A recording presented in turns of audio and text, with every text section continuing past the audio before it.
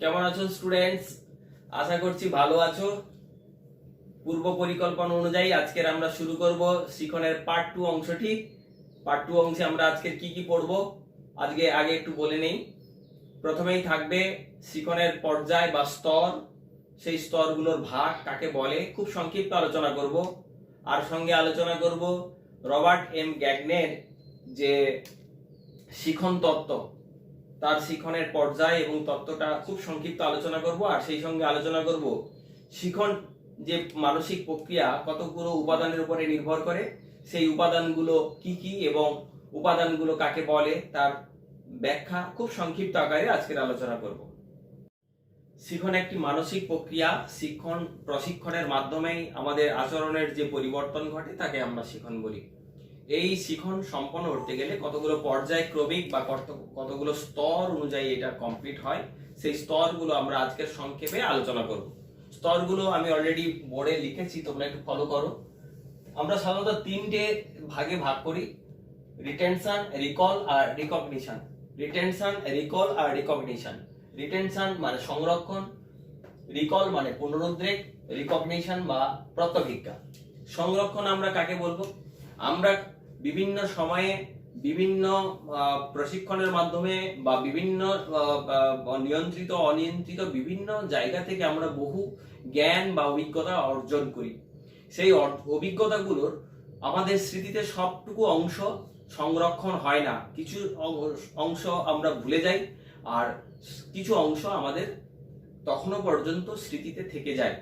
এই যেটুকু অংশ স্মৃতিতে থেকে গেল, সংরক্ষিত হলো, সেটাকেই আমরা বলছি সংরক্ষণ। এরপরে আসি রিকল বা পুনরুদ্রেক। রিকল কি জিনিস? যখন আমাদের এই যে সংরক্ষিত যে অংশটি, যে অভিজ্ঞতাগুলো যেগুলো আমরা সংরক্ষণ অলরেডি হয়েছে, সেই সংরক্ষিত অংশটি সঠিক সময়ে সঠিক জায়গায় উপস্থাপন করাটাকেই আমরা বলছি রিকল বা পুনরুদ্রেক। আবার এই রিকল বা পুনরুদ্রেক হতে গেলে কতগুলো আমরা সূত্র ফলো করব, এই সূত্রের উপরে নির্ভরশীল। সূত্রগুলো কি কি? সান্নিধ্যের সূত্র, সাদৃশ্যের সূত্র, বৈসাদৃশ্যের সূত্র। খুব সাধারণ। সান্নিধ্যের সূত্র হচ্ছে যে একই রকম কাছাকাছি দেখতে, খুব কাছাকাছি দেখতে এইরকম কোনো কিছু দেখলেই আমার ওই পুরনোর যে অভিজ্ঞতা আছে, পূর্ব যে অভিজ্ঞতা আছে, সেটার কথা মনে পড়ে যায়।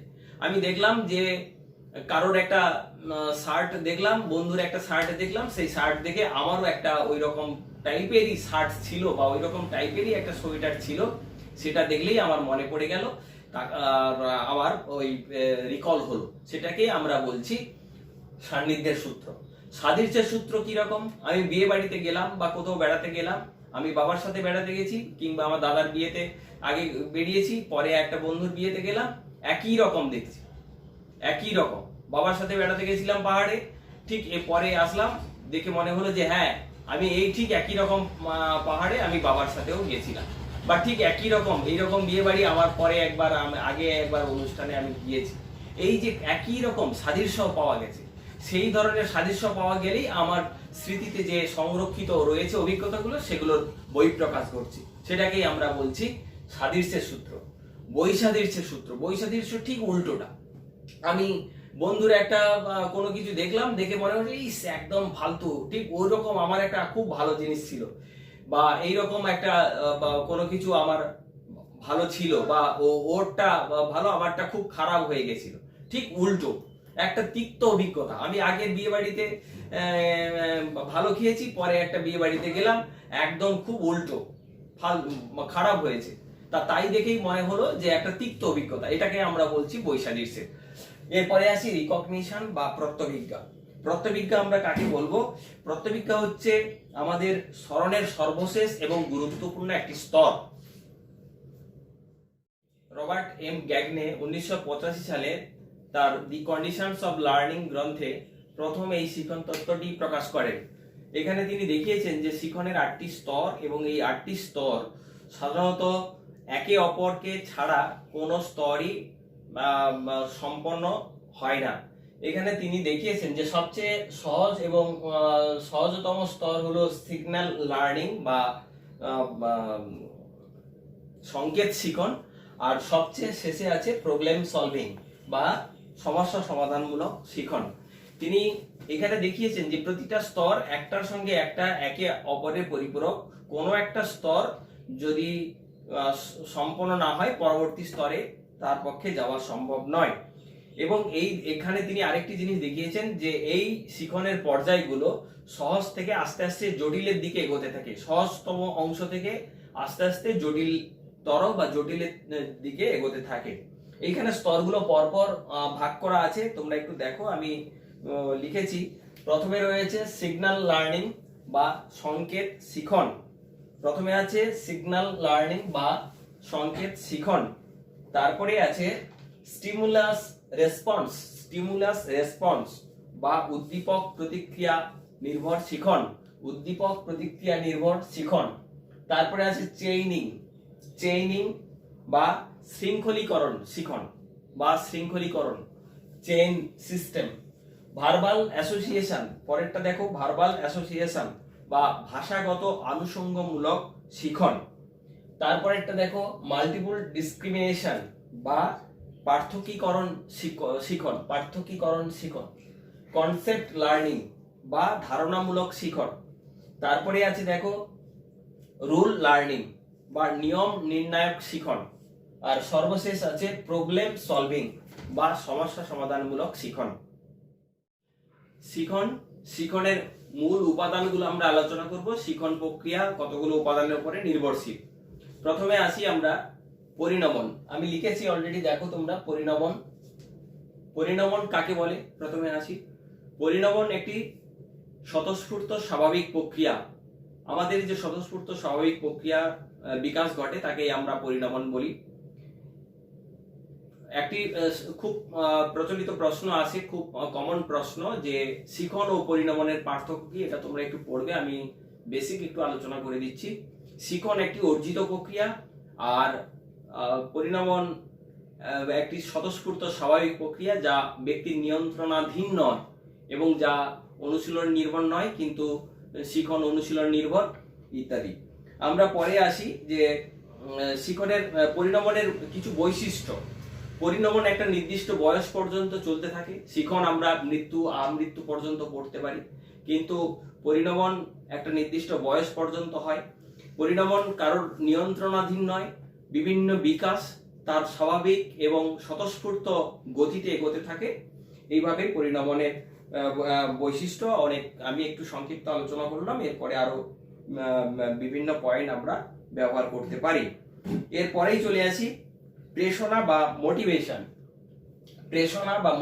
মোটিভেশন শব্দটি আমরা প্রায় শুনে থাকি, যে মোটিভেশন আমাদের যদি সঠিক হয়ে থাকে তাহলে আমরা বিভিন্ন কাজে সাফল্য লাভ করি।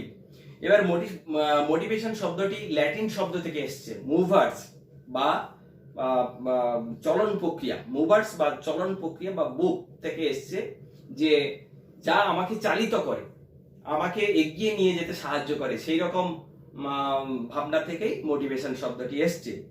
মোটিভেশন আমরা কাকে বলি? প্রথমে যদি আমরা সংজ্ঞাটি আলোচনা করি, দেখব যে প্রেরণা এমন এক ধরনের শিখন প্রক্রিয়া যা কাম্য আচরণগুলির, আমাদের যে এক্সপেক্টেড যে আমরা আমরা যেটা এক্সপেক্ট করছি, আমাদের যে সাফল্যগুলো, সেই কাম্য আচরণগুলিকে জাগ্রত করে, ধরে রাখতে এবং সেগুলোকে পরিচালনা করতে সাহায্য করে। তাকেই আমরা বলছি প্রেরণা বা মোটিভেশন। প্রেরণা আমাদের শিক্ষাক্ষেত্রে খুব গুরুত্বপূর্ণ ভূমিকা পালন করে থাকে।